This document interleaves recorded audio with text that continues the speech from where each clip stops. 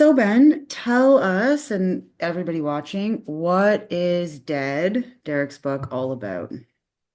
Yeah, so this is a journey through So Derek wrote me and reached out to me to put this book together in like the last 3 months of his life. Mhm.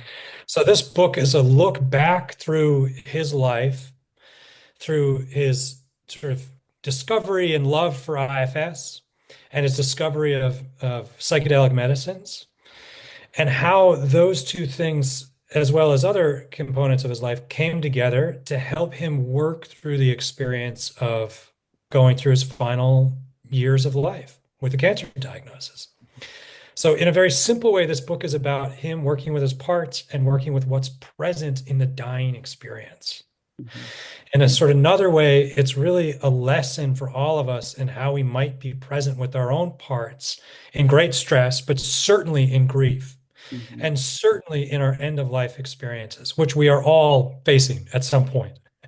So, Derek's big commitment, I think, in this book was to create a narrative around how he discovered certain ways of holding his death Mhm. and how he worked with his parts around that to create some healing as sort of his final leg of healing, Mhm. his final journey of healing.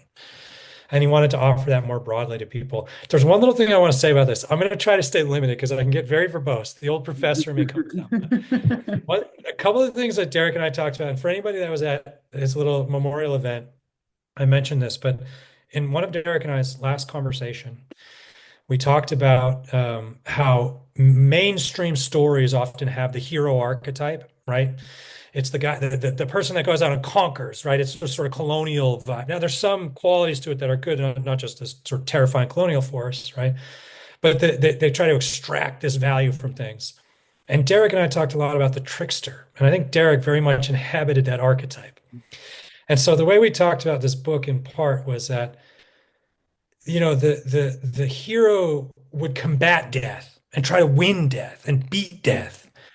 But the trickster looks at this as an opportunity to go deeper into their own, into its own and our own spiritual journeys. Mhm. And Derek, with his crazy humor and his wild insights and his like very present, compassionate heart, brings that trickster energy to this end of life experience.